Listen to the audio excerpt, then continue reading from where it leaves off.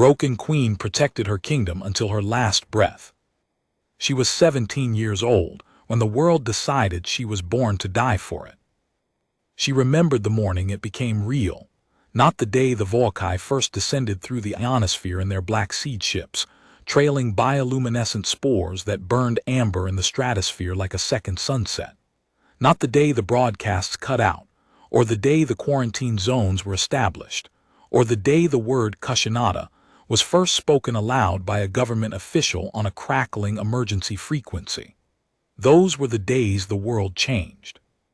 The day it became real for Mayura Fujimura was a Tuesday. She was walking to school in Izumo, her school bag slung over one shoulder, earbuds trailing down the front of her uniform jacket when the vines appeared. They came through the cracks in the pavement first, thin, dark green, moving with that horrible, deliberate slowness that made your brain say asterisk no, that's not right before your body understood the danger. They whispered as they came.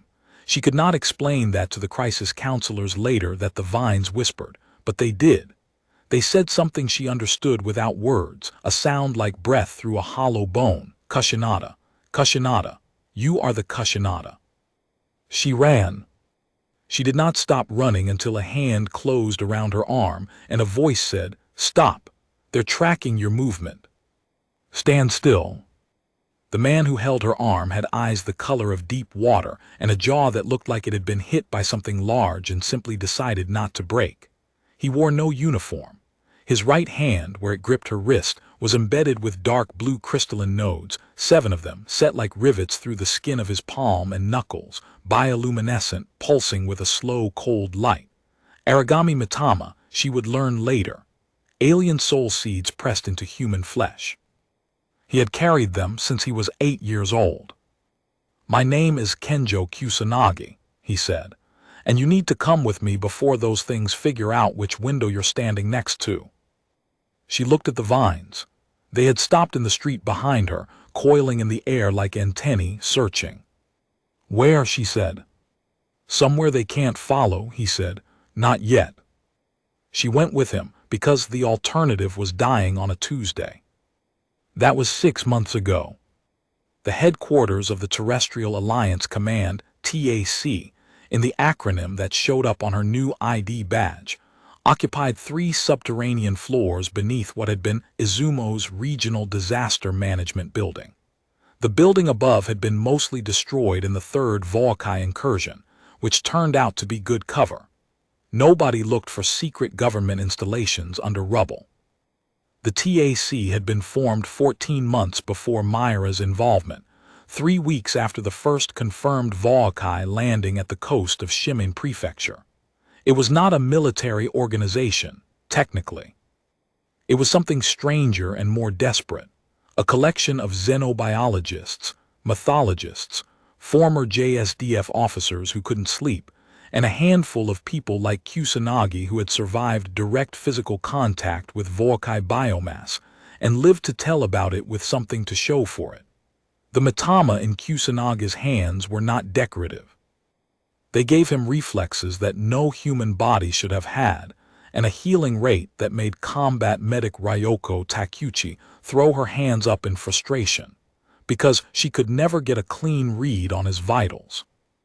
"You're impossible," Ryoko told him one morning, holding a scanner over his arm after he'd come back from an exterior patrol with a tear in his jacket and no wound beneath it. "I've heard that," Kusanagi said, and didn't elaborate. Mayura watched these exchanges from the edge of the room and tried to calculate what she was supposed to become. The answer, as laid out by TAC Commander Kunikida in his precise, exhausted way, was uncomfortable. She was the last living descendant of a bloodline that the Volkai feared, not because the Kushanada bloodline was powerful, because it was a key. Her blood carried a resonance frequency, call it biological, call it mythological. The science and the story refused to separate cleanly in this conflict, that could interact with the Volkai's distributed consciousness network. Their Orachimind. Their god. "They call it Suzanu-ur," said Yigashi, the TAC's data analyst, pulling up a holographic rendering on his terminal. He was young, slightly rumpled, deeply serious when the situation called for it. He joined TAC after writing his dissertation on the Voakai's apparent knowledge of pre-Yamato Japanese mythological structures. Nobody had believed him until the Aragami started carving Izumo mythological symbols into the walls of buildings they overtook. It's not exactly a singular entity, more like a distributed intelligence anchored to a central biomass node. The Voakai don't think as individuals, they think as a network, and Susanoo is the root node. And my blood can interact with it, Myra said. Your blood can disrupt it, Yigashi said carefully. In sufficient concentration, at close proximity. He paused. There's a version of this that saves Japan. But the proximity requirement is. She's not sacrificing herself, Kusanagi said from the back of the room. He had not been invited to this briefing. He attended anyway. Nobody had figured out how to stop him. Kunikida looked at him for a long moment. The commander was not a man given to dramatic confrontations. He was a man given to thorough preparation and long silences that said more than arguments. That decision, he said finally, is not yours to make, Kusanagi. Then whose is it? The silence that followed was long enough to be its own kind of answer. Myra thought about it that night, lying in her bunk in the small room they'd given her 2 floors below the surface of the earth. She thought about Princess Kushinada in the old story, the original one from the Izumo cycle, before the sanitized versions that showed up in children's books. In the original, Kushinada did not fight. She was dressed in a comb and worn in Susanoo's hair as he fought the Orochi. She was a vessel, a sacred object. A girl who became a symbol. She was not interested in being a symbol. She did not sleep well that night, but she slept. That was something she had discovered about herself in the last 6 months. She was capable of sleeping through bad things. Not because she was unafraid. Because she had decided, somewhere along the line, that fear was fuel and not the thing doing the driving. The Voakai accelerated their incursions in month 7. It had been expected. Yigashi's models had predicted it. What had not been predicted was the precision of it, the way the attacks focused specifically on TAC positions, on communication relay points, on the supply lines that kept the quarantine zones fed and functional. The Voakai had been gathering intelligence. They had something in the network of people who interfaced with Kushinada bloodline data that was feeding them information. Sakura Teshima, TAC's occult warfare specialist, brought this to the room on a morning in late autumn with the directness she brought to everything. She had trained for 12 years at a Shinto shrine in the mountains of Okayama, then another 6 years with a classified defense program that combined ritual practice with electromagnetic applications. She was not a person who softened information. We have a data breach, she said. The Voakai know about Myra's bloodline profile, they know about the right, and they know about the proximity threshold. She set a data pad on the table. They're not trying to destroy us, they're trying to contain us, keep Myra from getting close enough to Susanoo to initiate any kind of disruption. How long do we have before the next incursion? Kunikida asked. It's already started, Sakura said. They felt it then, a vibration in the walls, deep and rhythmic, like a heartbeat too large to belong to anything human. The evacuation drill they'd run 16 times became real in approximately 90 seconds. Myra had spent 6 months learning things she had never expected to learn. Fieldcraft. How to move without making noise. How to read Voakai biomass patterns from atmospheric particulate data. How to use a directed electromagnetic emitter, a device that Yigashi had adapted from commercial antenna equipment into something that could disrupt Voakai vine communication over a range of about 30 meters. It was not elegant. It worked. She had also spent 6 months learning something nobody in TAC had explicitly taught her, how to read Kusanagi. He did not speak much about what it had been like before. She knew, from fragments, that he had been chosen as a child, not a willing participant but a subject, one of several children the Volkai had experimented on in the early months of contact, pressing Mitama into their skin to create human Volkai interface organisms. Most of those children had not survived the integration. Kusanagi had. He carried the Mitama without becoming what they were trying to make him. He had worked for the Volkai for 3 years before he understood what they intended to do with him. When he understood, he stopped. There was a version of that story that was simple and heroic. Myra suspected the real version was more complicated and much uglier, and that it was the reason he hadn't slept a full night in approximately 3 years. She didn't ask. He didn't tell. They moved around that subject the way you move around something broken on the floor, carefully, with awareness, not touching it. During the evacuation of TAC headquarters, Myra carried her equipment pack and followed the egress route she'd memorized. She was the 4th person out through the north tunnel. Kusanagi was behind her, moving in that quiet way of his, slightly too fast for the space, Mitama pulsing cold blue in the dark. Above them, the building was being consumed. She could feel it the way she'd learned to feel the Volkai, not through any mystical sense, not through the Mitama lodged in her own chest. She had one now, embedded there after an encounter in month 4 that she did not like to think about, that had put her in the medical bay for 9 days and given her something she could not explain but had stopped fearing. But through that resonance, that frequency in her blood that said something large and alive is overhead, and it knows my name. "Kusanagi," she said. "I know," he said. "Keep moving. There are 2 tunnel junctions ahead, and one of them is compromised." A pause. "How do you know?" "I can," she stopped. She still didn't have language for it. "I can feel where they are. The Vine network, it's like knowing where your own hand is."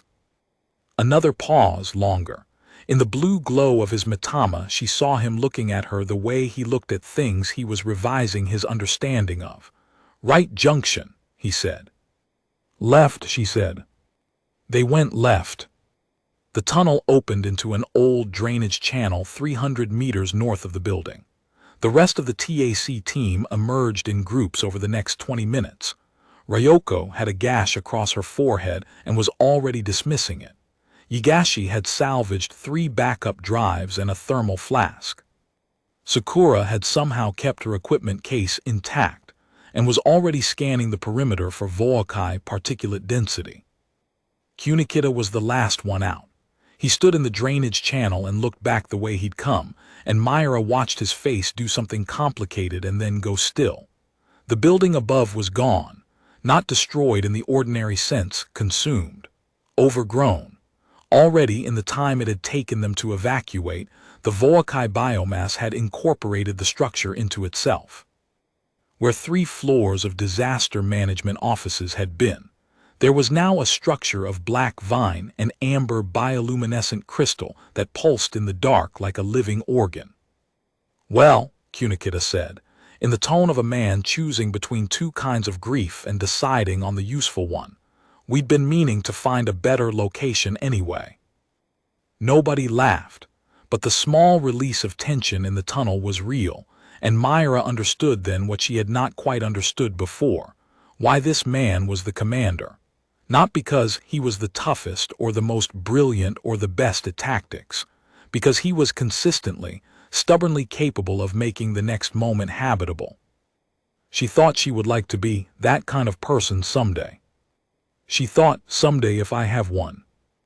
They moved to the secondary site, a network of prepositioned supply caches and mobile communication nodes that Kunikida had established in the mountains above Izumo 18 months ago, before the quarantine, when he had still believed it was possible to contain the incursion without the Kushinada protocol. He no longer believed that, but he kept the mountain site maintained, because a commander who stops preparing alternate exits is a commander preparing to lose.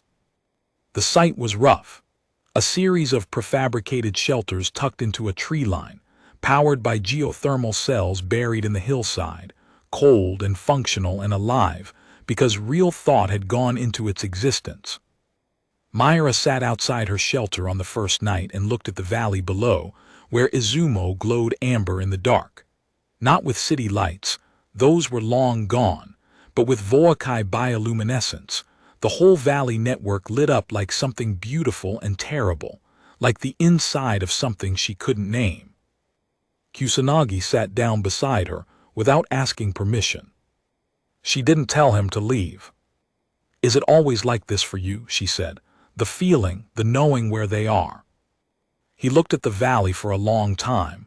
"Not exactly. I can sense individual biomass. You can sense the network." He turned his right hand over, looked at the Matama.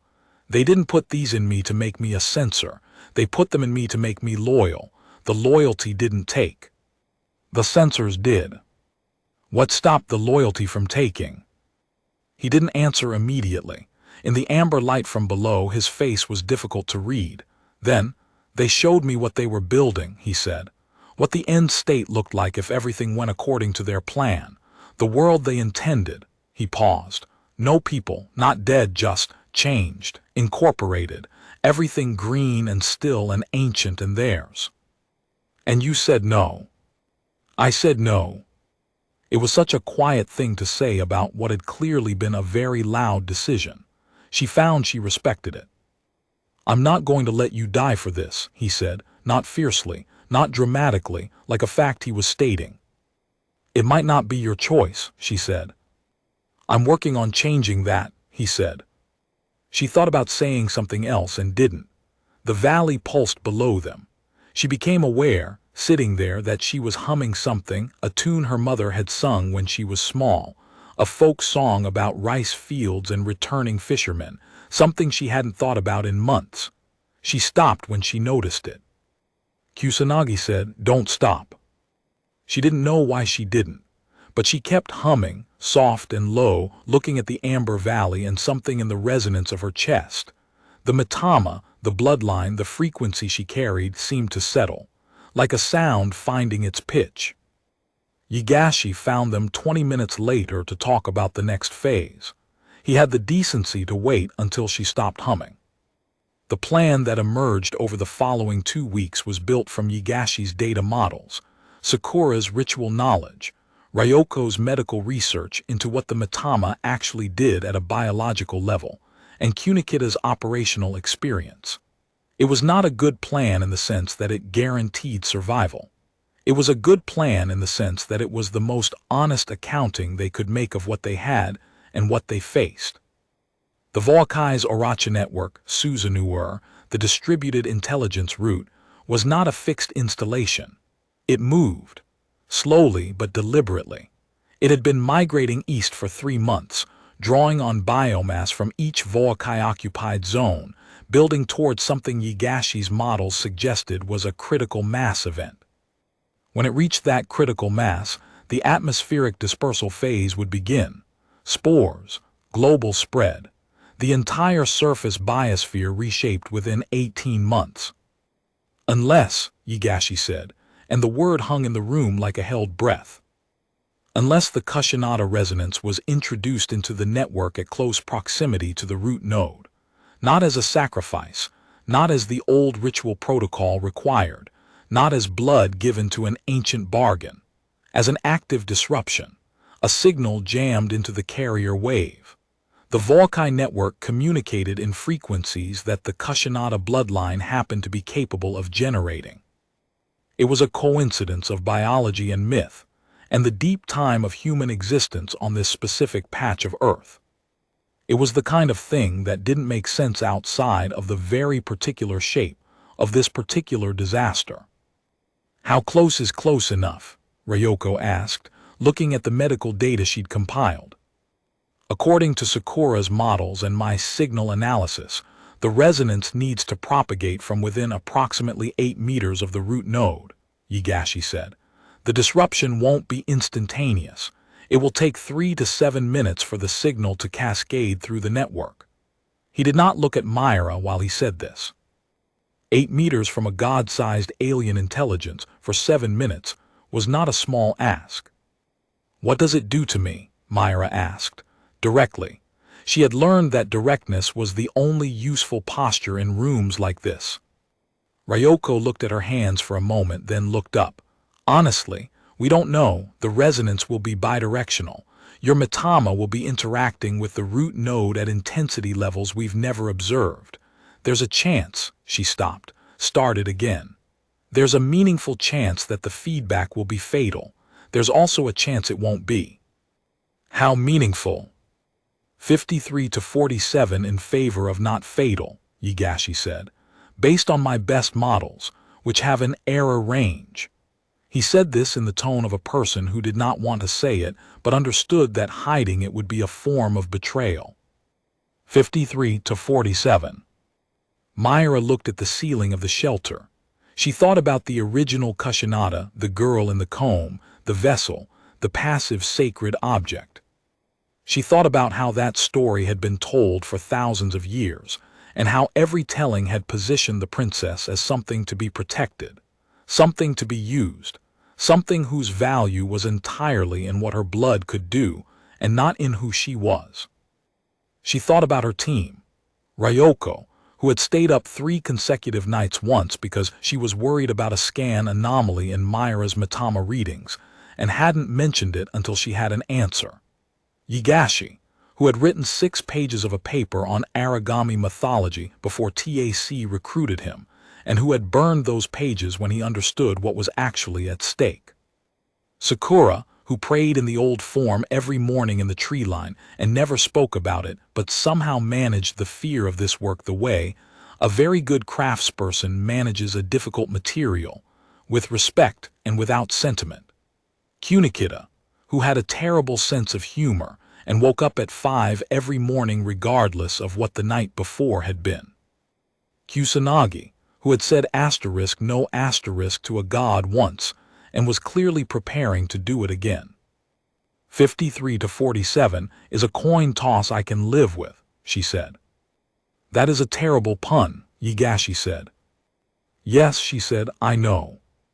The operation was planned for 7 days out. It took 11. The delay was not operational, it was the Voakai. The root node migration accelerated. Yigashi's models updated again, updated a 3rd time with diminishing confidence in their own projections. The Voakai were aware something was coming. Not specific knowledge.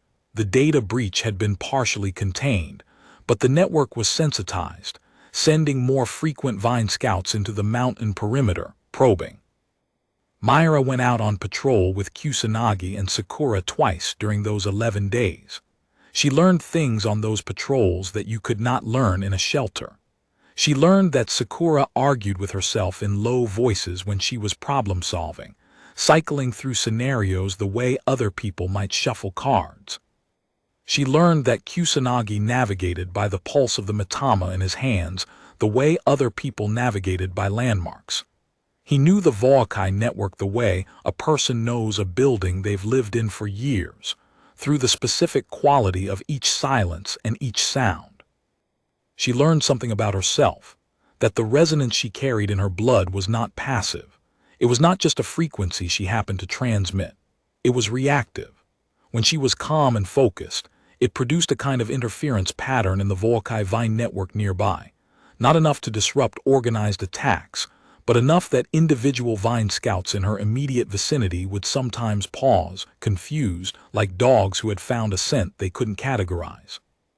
You're already disrupting them, Sakura said one evening, watching this happen at a perimeter probe that had gone still 15 meters from their position. Small scale, Myra said. Large is just small at a larger scale, Sakura said, in the manner of someone quoting something that had taken years to understand. On the 9th day, Yigashi brought new data to the group. The root node had stabilized at a position 30 kilometers east of the old TAC headquarters, not moving, consolidating, drawing biomass from the surrounding network. It's preparing, Sakura said. The dispersal event, Kunikida said.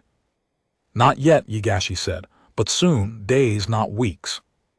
The plan that had been theoretical became operational on the 10th day. On the 11th morning, Myra woke at 4 o'clock and sat in the dark and listened to the mountain around her. Wind in the tree line, the soft synthetic hum of the geothermal cells. Somewhere below and east, the Volcae network pulsing amber in the dark. She was afraid. She thought that was worth acknowledging. She was also ready. Those two things existed in her at the same time without contradiction, and she had stopped being surprised by that. At 6 in the morning, she found Kusanagi outside the camp perimeter, standing at the edge of the tree line, looking east. "I have a question," she said. "You're going to ask it regardless," he said. "What does it feel like when you fight them, when you use the mitama?" He was quiet for a moment. She had learned to read his silences. This was a thinking one, not an avoiding one. "There's a moment," he said, "when I'm deep in it, when the mitama are fully active and I'm in the network in some sense, moving through it, where I can feel what it would be like to stay there, to let the integration complete." He paused. "It would be easier, in a specific way. It would feel like coming home to a place you never agreed to call home. But you come back. Every time," he said, "it's getting easier." "Is that good?" "I think so." He turned and looked at her. "You're going to come back from this too. I'm not saying it to make you feel better. I'm saying it because it's the only outcome I'm planning for." She thought about the coin toss, 53 to 47. She thought about all the things that were not yet finished, not ambitions, not major things but specific small ones. She wanted to go back to Izumo. She wanted to stand at the shore of the Sea of Japan on a day when it looked the way it used to look, gray-blue and cold and indifferent, smelling of salt and distance. She wanted to hear her mother's voice again. "Plan for it," she said. "I'll show up." She did not know if she believed it, but she said it, and saying it made it the direction she was moving. They left the mountain camp at noon. The approach route took them through 3 occupied zones, using Volcae terrain the way a river uses a valley, not fighting the landscape but moving with it, reading the network's attention the way Myra had learned to read it. A kind of listening that was also a kind of hiding. She was at the front. This was not because she was the best fighter, she wasn't, that was Kusanagi by a considerable margin, but because she was the best sensor. The vine network quieted around her in that confused dog way, the resonance in her blood throwing off the scout's ability to pattern match her as hostile or neutral. She was neither from the Volcae's perspective. She was something the network had no clean category for. She was Kushinada. She was the thing in the mythology that had a relationship with their god, a relationship the myth said should have ended with her incorporation, and it hadn't, and the confusion propagated ahead of her like a cleared path. Ryoko moved behind her, monitoring her vitals on a wrist unit. "Your resonance frequency is elevated," she said quietly. "I know," Myra said. "Is it involuntary?" "I think I'm doing it on purpose," Myra said, "but I'm not sure I'm the one deciding to." Ryoko nodded, wrote something on her tablet. Ryoko's response to unpredictable biological phenomena was documentation.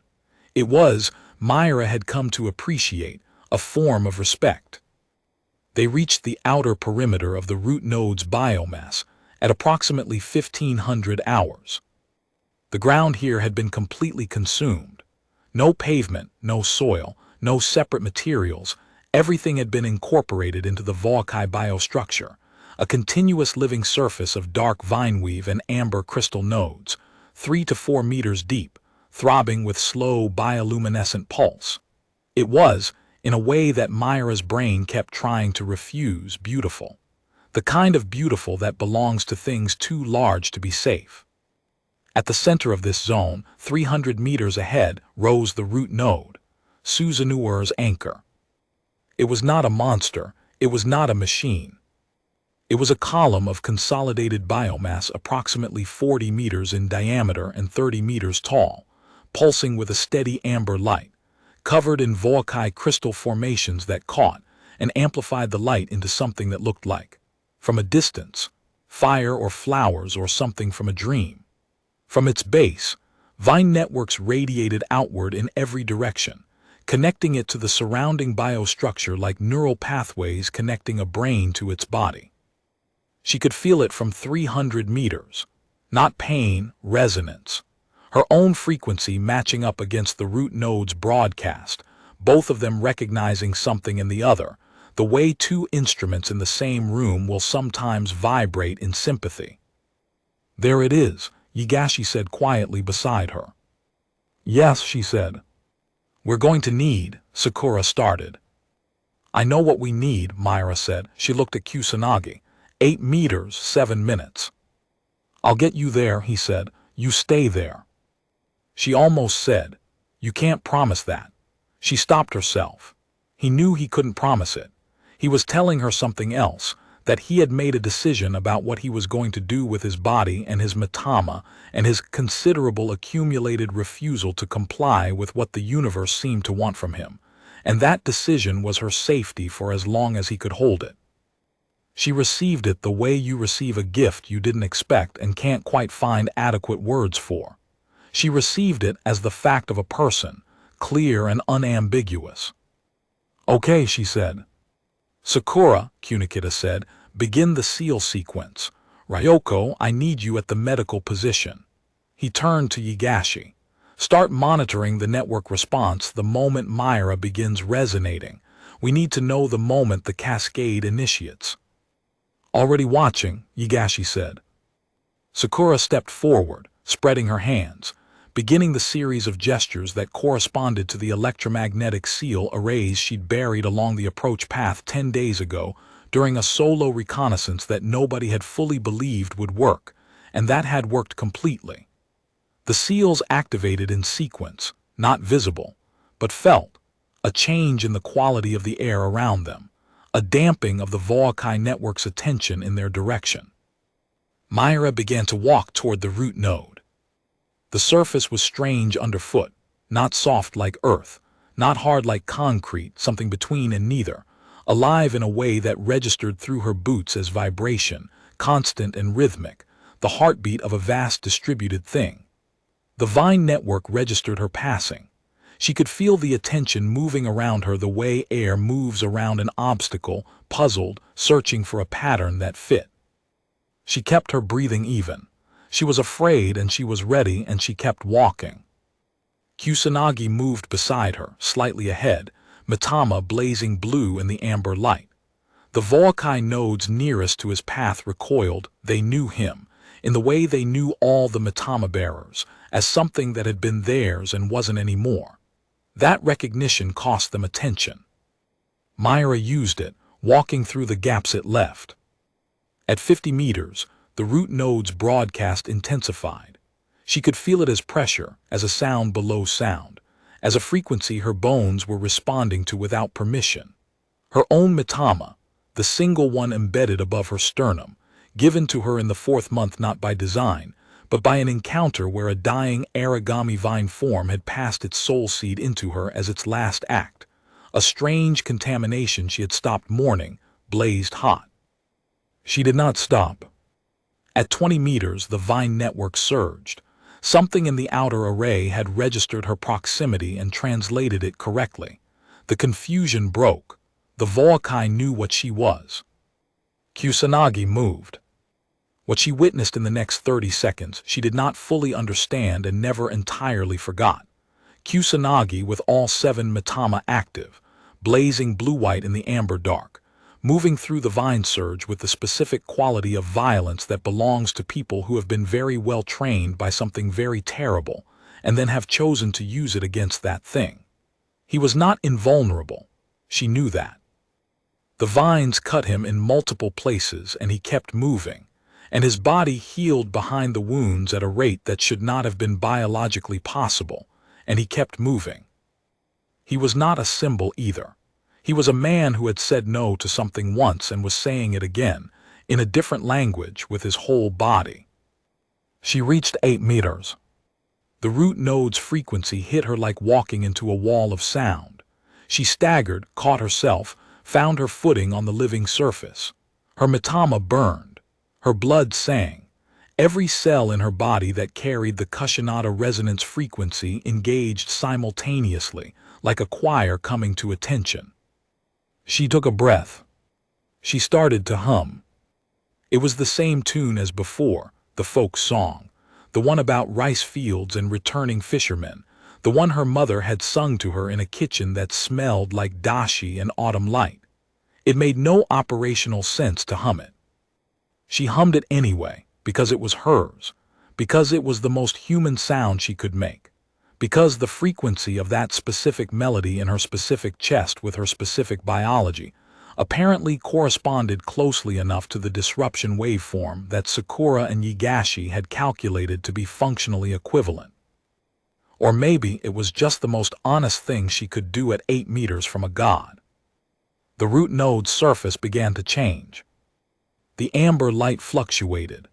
Deep in the crystal structures, fractures propagated, not catastrophic, not yet but visible, hairline cracks running through formations that had been stable for months. The vine network around the base of the node began to vibrate at a frequency she was generating, resonating back at her in a feedback loop that built slowly and then not slowly. Yigashi's voice in her earpiece. Cascade initiated. 90 seconds to propagation threshold. She kept humming. 90 seconds is a long time when the world is rearranging itself around you. She was aware of Kusanagi fighting somewhere behind her, aware of Sakura's seals holding, aware of Ryoko monitoring vital signs that were doing things no baseline human vital signs should be doing. She was aware that the feedback from the root node was building into something that felt, on its way to her, like a wave feels on its way to shore, enormous and inevitable and deeply indifferent to whether you were ready. She was also aware, in the strange clarity that sometimes comes with the particular combination of extreme fear and extreme focus, of a small thing. The vine network beneath her feet had stopped moving. Not frozen, not dead, still. As if listening. As if the distributed intelligence of the Vokai network, the ancient and terrible Susanoo, had encountered a frequency it had not expected and had decided, for this one impossible moment, to pay attention. Myra stopped humming. She spoke instead. She did not know if the Vokai could understand human language. She did not know if what she was about to say would register as communication or as sound. She said it anyway. "We're still here," she said. "Whatever you thought we were going to become, we're still here. And we're not leaving." The root node's light pulsed once, massive and white, and she understood in the way you understand things that arrive from outside ordinary language that the disruption cascade had reached the network's core. Then the feedback hit her. What she knew about the next 2 minutes she knew secondhand, from Ryoko's careful account, and from Yigashi's data records, and from a few things Kusanagi told her later, briefly, in the tone of someone who had made a deliberate choice not to dwell.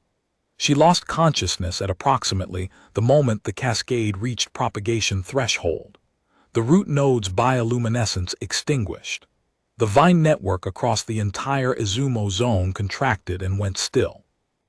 The atmospheric dispersal event did not occur. She was alive. The margin by which she was alive was, as Ryoko explained to her 4 days later in the field medical bay, not something she wanted to calculate precisely. "You were in acute resonance feedback for approximately 90 seconds, Ryoko said, in the careful voice she used when she had spent several nights being scared and was now being professional about it. Your Mitama's interaction with the root node at that intensity was outside any parameters I had projected." She looked at her hands, looked up. "But you came back from it. Your body found a homeostatic state." A pause. "I don't entirely understand why." 53 to 47, Myra said from her cot. "The models were conservative," Ryoko said, allowing the smallest possible smile. "In the favorable direction." She slept for another day after that conversation. When she woke, Kusanagi was sitting in the chair beside her cot.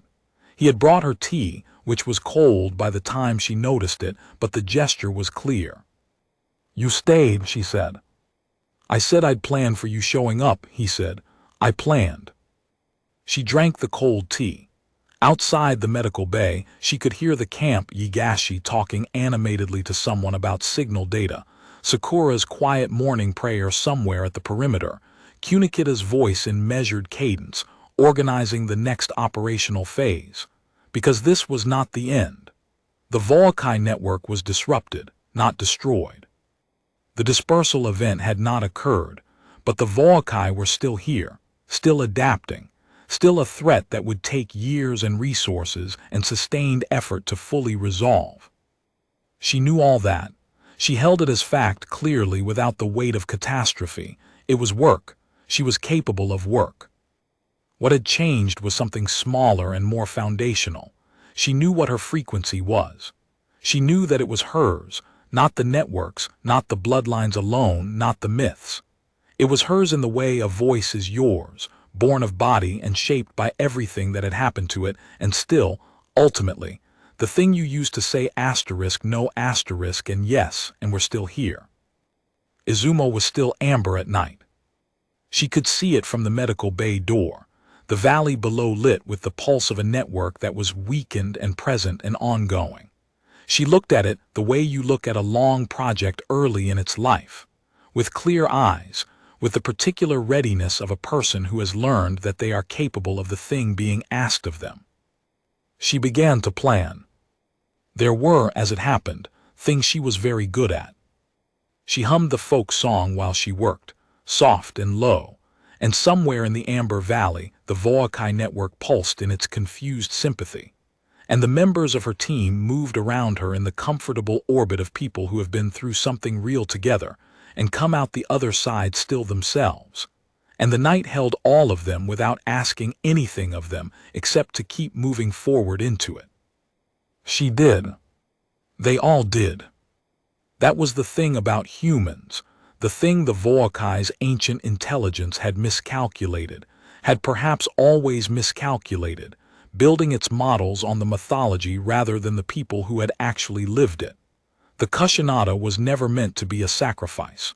She was never meant to be passive.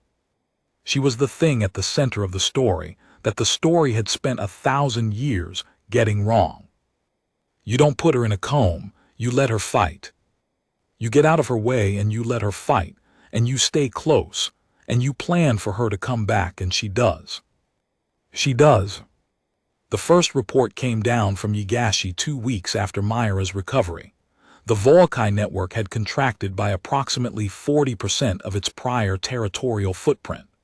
The disruption was still propagating.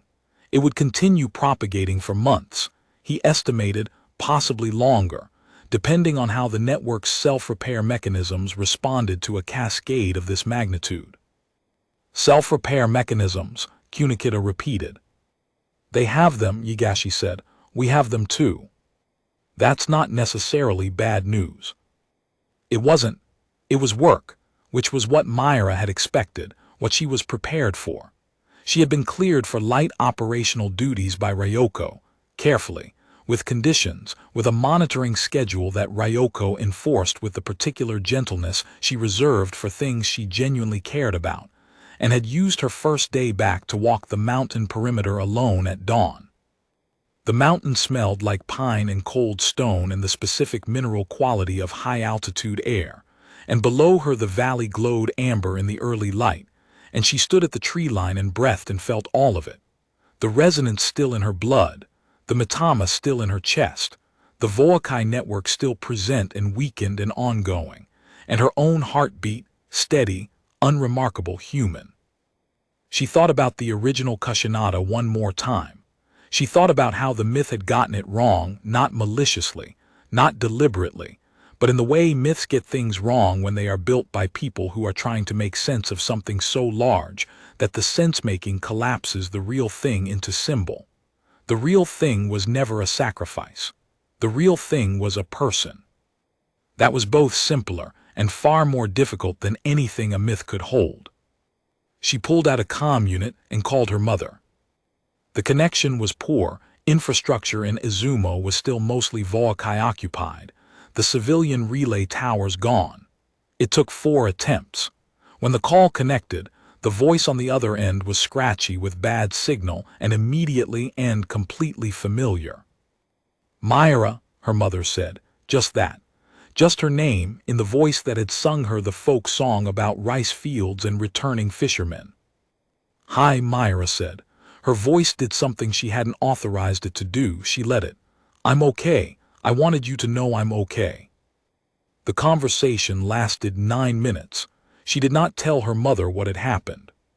She did not describe the root node or the feedback or the Vine network or the coin toss. She said she was working. She was safe. She would get back to her as soon as the situation allowed.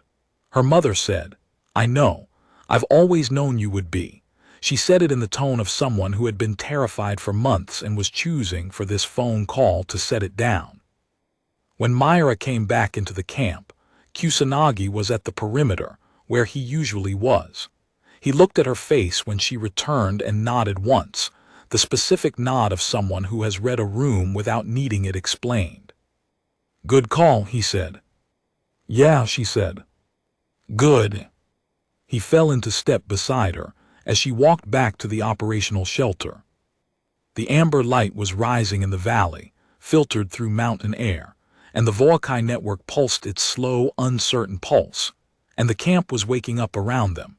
Yigashi arguing gently with his data terminal, Ryoko updating her records with the methodical care she brought to everything, Sakura at the tree line in the morning stillness, and Kunikita already at the planning table, already thinking 3 steps ahead.